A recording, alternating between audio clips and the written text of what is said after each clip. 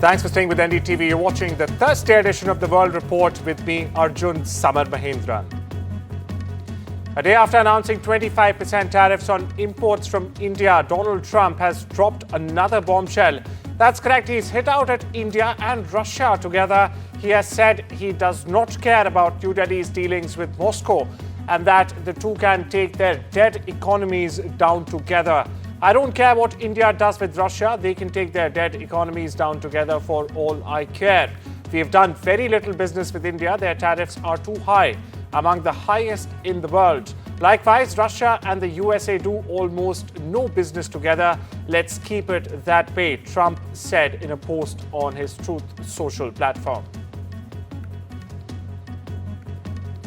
In a fiery move, US President Donald Trump has slapped a 25% tariff on Indian goods effective the 1st of August, calling India's trade barriers strenuous and obnoxious. Now, Trump also announced an additional penalty targeting India's energy and defense ties with Russia. Despite praising PM Modi as a friend, Trump warned that India's high tariffs and BRICS alignment are in fact a threat to the US dollar.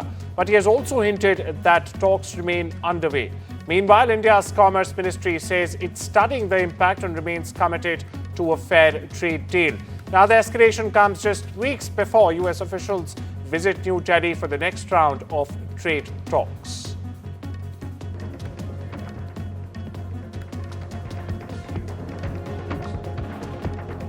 US President Donald Trump has said that Washington will impose a 25% tariff on all Indian exports to the US and a separate unspecified penalty, citing India's high trade barriers and continued purchases of oil and weapons from Russia. The tariffs are scheduled to take effect on August 1st, putting months of negotiations for a bilateral trade deal in jeopardy. Prime Minister Modi is a friend of mine, but they don't do very much business in terms of business with us. They sell a lot to us, but we don't buy from them. You know why? Because the tariff is so high. They have one of the highest tariffs in the world. Now, they're willing to cut it very substantially, but we'll see what happens. We're talking to India now. We'll see what happens. It doesn't matter too much whether we have a deal or whether we charge them a certain tariff, but you'll know at the end of this week. In another post, Trump stated, and I quote, "We have a massive trade deficit with India," unquote. Trump's move comes after a 90-day pause to negotiate individual deals during which the US signed agreements with the UK, Japan, Indonesia, the Philippines and the European Union. India has pushed back. In a measured statement, the Ministry of Commerce and Industry said that the government is studying the implications of Trump's announcement and remains committed to securing a fair, balanced and mutually beneficial trade deal. Delhi also referenced India's recent comprehensive economic and trade agreement with the UK, underlining New Delhi's push for global trade partnerships on its own terms. External Affairs Minister S. Jaishankar has repeatedly said that India will always prioritize its national interest and buy oil from whichever country offers the best price. With just a day to go for the August 1st deadline to expire, the world's two largest democracies are staring down a major trade rift. The question remains, can a trade deal still be salvaged in time? With Ridhima Kedia, NDTV World. Apple's ambitions to make India a major export hub for iPhones may face a serious blow following US President Donald Trump's decision to in fact impose a 25% tariff on all Indian goods starting the 1st of August, along with an unspecified penalty for doing business with Russia. My colleague Vishal unpacks the details. Well, this is clearly a blow to Apple's India export hub ambitions. So Apple has been trying really hard to make India the export hub for iPhone. Because a lot of statistics and a lot of comments from Apple's side have indicated that in the recent past, in the last 1 year or so. So that is definitely a blow. And the impact on iPhone manufacturing expansion in India could be seen any time. Because in the last 1 year or so, the expansion has been seen on the ground. Just a few days ago, there was a report that stated that India has sent record number of smartphones to the US, so that could also take a hit. And just to give you a scale of the damage that could be done, in April to June quarter of this year, all the iPhones sold in the US were exported from India. So that this comment was made by Tim Cook himself, the CEO of Apple. So these things could also be affected. And to move forward, US makes up to 25% of iPhones shipment for Apple to the US, which comes to around 60 million units per year. So that could also be affected. And what could be the challenge now? So higher the cost on India assembled iPhones, the lower number of exports there could be. As I mentioned just a few moments ago, that India has been becoming sort of hub of Apple iPhone manufacturing. India is slated to transport as much as 60 million units is what Apple is aiming. That could be a challenge now. And Indian electronics is already under pressure. Several reports suggest that there could be varied reasons for that. The first one is restrictions on critical components supply by China. That has been playing out for a while because China has imposed some crucial restrictions on components that are required to make this electronic equipment. In that category, Apple iPhone also falls. So these restrictions would definitely play out and have some detrimental effect on export of iPhones to the US from India. US President Donald Trump has announced a deal with Pakistan to harness the oil reserves, announcing that he will in fact be choosing an oil company to lead this partnership shortly. Now, Trump has once again taunted New Delhi, quipping that maybe he will sell oil to India someday through Pakistan. Now, that's a remark that comes amid heightened tensions between New Delhi and Islamabad after the Pahalgam attack. Across the northern border, Canada has officially joined a growing list of Western nations preparing to recognize the state of Palestine. PM Mark Carney says the move could be formalized at the UNGA as soon as September this year. Now, this if the Palestinian Authority holds democratic elections in 2026. But there's a caveat here, viewers. They will only do this if Hamas is excluded from this so-called democratic exercise. Now, this follows similar announcements by France and the UK now as global pressure mounts for a two-state solution to end the Israel-Palestine conflict. Countries like New Zealand and Australia, meanwhile, may follow suit after signing a joint declaration backing Palestinian statehood. But Israel, on its part, well, it's pushed back sharply, calling the move dangerous and hypocritical. Meanwhile, with over 60,000 lives already lost in Gaza since the war began, the diplomatic stakes at the UN are rising rather fast. The reasons I cited earlier, Canada intends to recognize the state of Palestine at the 80th session of the United Nations General Assembly in September 2025. This intention is predicated on the Palestinian Authority's commitment to much-needed reforms, including commitments by the Palestinian Authority's President Abbas to fundamentally reform its governance, to hold general elections in 2026, in which Hamas can play no part. Meanwhile, my colleague Maha Siddiqui gets you the latest from Canada's Vancouver. The G7 countries are going forward and announcing their intention to recognize Palestinian statehood. And Canada becomes the third country in G7 after France and the United Kingdom to announce that intention of recognizing Palestine in the upcoming United Nations General Assembly in September. Now, we do know that the US has a totally different view on this at the moment as far as the two-state solution is concerned. And this was addressed by Prime Minister Mark Carney today in the press conference when he said that the only possible solution for peace in that region was a two-nation solution, which he says is now eroding before our eyes. And he also, when asked a question about whether it's a critique for Israel, said that facts were being changed on the ground through the statements, policies, and actions. And that is the reference to Israel over there.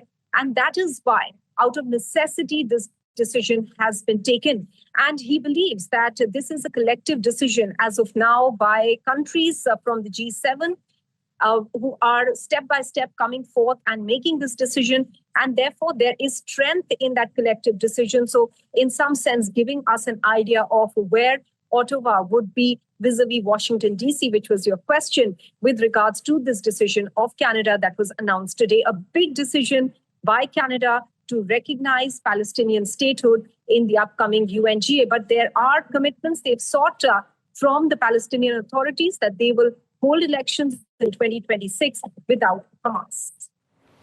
Shifting focus to Southeast Asia, where South Korea's presidential office has announced that a tariff deal has been reached with the United States, which will help eliminate economic uncertainties for its export-reliant economy. Presidential Chief of Staff for Policy Kim Yong-bum said in Seoul that the reciprocal tariff the US is set to impose on South Korean goods from the 1st of August is lower to 15% from the 25% that it earlier announced. Kim also noted that there will be expansion in shipbuilding between the US and South Korea. Shifting focus to America's western coast, where the US Navy has said that an F-35 fighter jet has crashed near the Naval Air Station Lemoore in central California.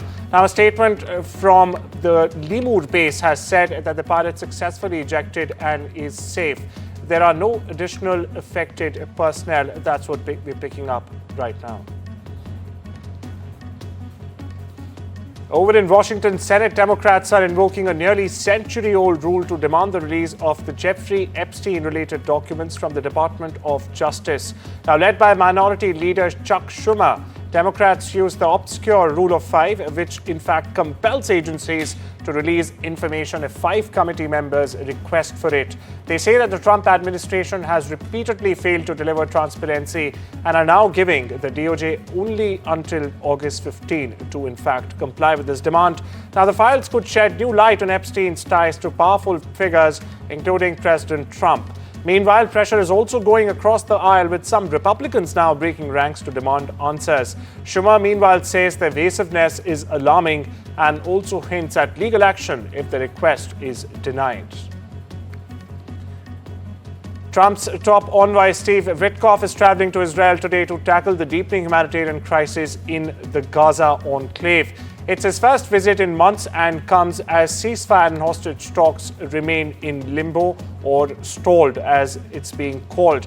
Witkoff is expected to meet with Prime Minister Netanyahu's top aides and may also very well visit Gaza aid centers directly. The White House, meanwhile, says Trump wants first-hand updates to determine how to get more U.S. assistance to civilians in Gaza.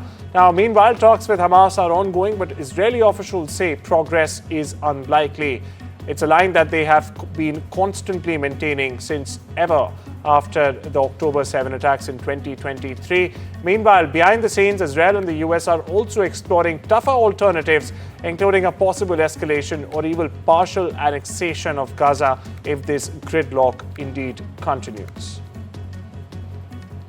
The UN has warned of the worsening humanitarian crisis in Gaza, where limited aid deliveries and ongoing fuel shortages are intensifying hunger and malnutrition. Here's more.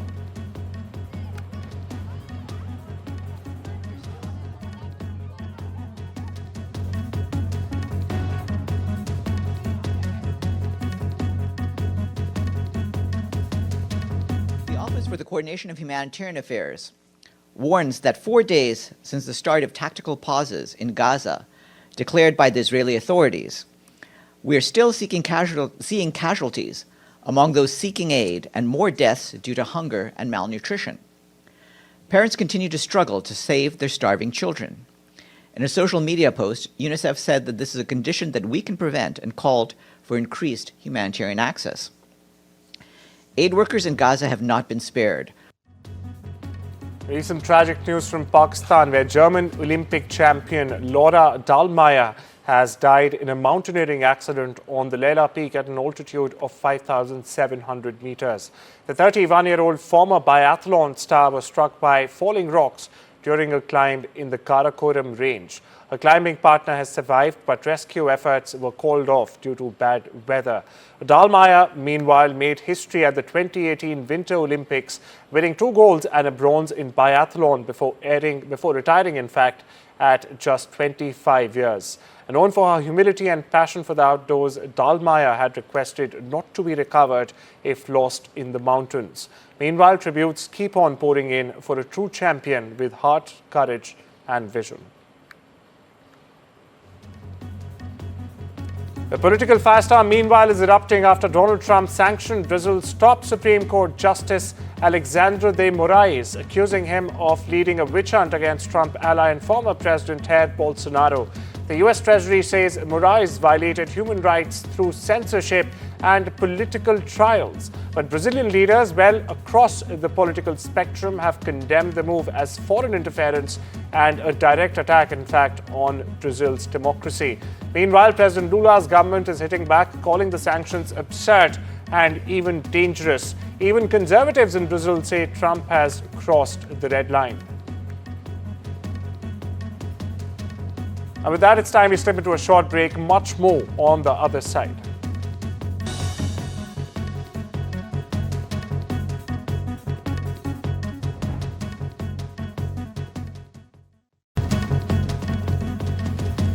Welcome back to World Report. Now we shift our focus to the latest updates coming in from the world of business, where US President Donald Trump has slapped a 50% tariff on most Brazilian goods to fight what he calls a witch hunt against former President Jair Bolsonaro.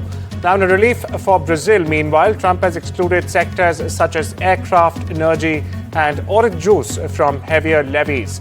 Trump announced the tariffs as his administration also unveiled sanctions on the Brazilian Supreme Court justice, who in fact has been overseeing Bolsonaro's trial on charges of plotting a coup.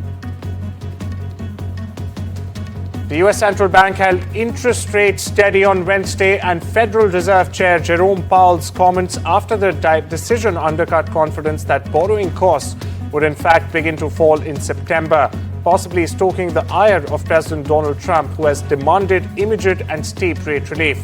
Powell said that the Fed is focused on controlling inflation, not on government borrowing or home mortgage costs that Trump wants lowered. He also added that the risk of rising price pressures from the administration's trade and other policies remains too high for the central bank to begin loosening its modestly restrictive grip on the economy until more information is in fact collected. In the tech industry, Meta Platforms has forecast third-quarter revenue well above analysts' estimates as artificial intelligence once more powered its core advertising business, sending its shares soaring 11% in extended trading.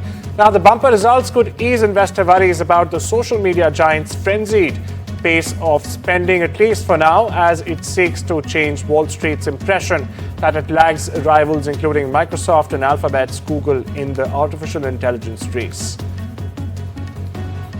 The Purchasing Managers Index of the PMI for China's manufacturing sector has gone down by 0.4 percentage points from the previous month to 49.3 in July. Now, this is according to the data released by the National Bureau of Statistics and the China Federation of Logistics and Purchasing on Thursday. Meanwhile, in July, extreme weather conditions like heat waves, heavy rains, and even floods hit many parts of the country, leading to sluggish market demand and a decline in manufacturing sector's new order index. In the world of sports, former NBA star Gilbert Arenas was arrested Wednesday along with 5 other people, including a suspected member of an Israeli organized crime group, on suspicion of hosting illegal high-stakes poker games at a Los Angeles mansions owned by Arenas, federal prosecutors have said. Now, all 6 defendants are charged with 1 count of conspiracy to operate an illegal gambling business and 1 count of operating an illegal gambling business, according to a statement from the U.S. Attorney's Office. Meanwhile, they were all scheduled to be arraigned Wednesday afternoon. Now, 43-year-old Arenas is also charged with making false statements to federal investigators, the statement added. Now, his name is in the indictment as Agent Zero, a nickname from his playing days back with the Washington Wizards. Listen in. How is Mr. Arenas doing in there? How is he feeling in there? Well, I mean, I barely had a chance to talk to him because of the circumstances. As far as the case, it's a little early for us to comment on it, so we'll just sort of see how things go, but he is getting out on bail. The tensions, angry exchanges, the spicy spats and injuries were the headlines of the India versus England series. Now, as the caravan moves off to the Oval for the final test of the series, and rightly so, the big question is, can India sideline distractions to make it to all? NDTV sports editor Rika weighs in.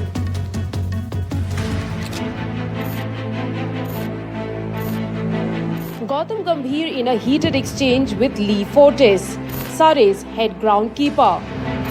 Visuals have been played out in a loop.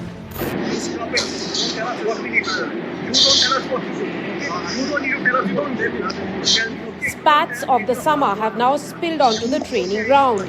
Captain Shubman Gill decided to underplay the altercation with the groundkeeper.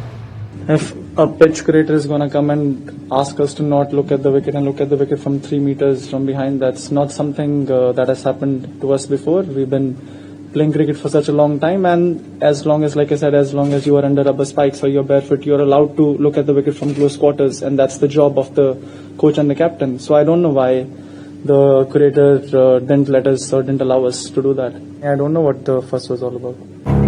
With the series poised at 2-1 for the hosts, the Indian skipper wants to give it all for a win in Oval. Jasprit Bumrah in all likelihood will sit out, but Arshdeep Singh has been asked to get ready for a likely debut on Thursday. It's been very exciting, and I'm one day before the last test match. I'm here and I'm very excited and looking forward to play the last test match and hopefully win this one. Level the series for us, it would be a great achievement for us. It could be advantage India at Oval as a shoulder injury will keep Ben Stokes out of the match. Ollie Pope will lead England in his absence. Both teams have been heavily impacted by injuries this summer, and that is why two of the biggest stars, Ben Stokes and possibly Jasprit Bumrah too, will miss out on the final outing in Oval. Rika Roy for NDTV. And updates from the world of entertainment, where Jenna Ortega brought a gothic mood to the global premiere of the second season of series Wednesday in London. She was accompanied by co-stars Catherine Zeta-Jones, Joanna Lumley and Emma Myers. Tim Burton, who in fact executive produces the show and directs half of the episodes in each season, said that he identifies a lot with Wednesday Addams' way of seeing things. Here's more. And I think that, first of all, I adore him as a human being. He's a dear friend. I worked with him 25 years ago on a Steven Soderbergh movie, and we didn't rehearse any of that chemistry. It just comes to life with two of us. We have a lot of fun together working. A New Mexico judge has dismissed a lawsuit filed by actor Alec Baldwin for malicious prosecution and civil rights violations in the 2021 fatal shooting of a cinematographer on the set of the Western movie Rust. Now, the judge, in a ruling made public Wednesday, dismissed the case without prejudice for lack of any significant action with the claim, which was filed in the state court earlier this year. Meanwhile, Baldwin's attorneys will have 30 days to file a motion seeking reinstatement. Meanwhile, Luke Nickus, Baldwin's lead attorney, told the AP in an email that the dismissed amounted to a non-event since his team has been waiting to prosecute the case. Well, that's all we have on you on this Thursday edition of the World Report. News, of course, continues on the other side.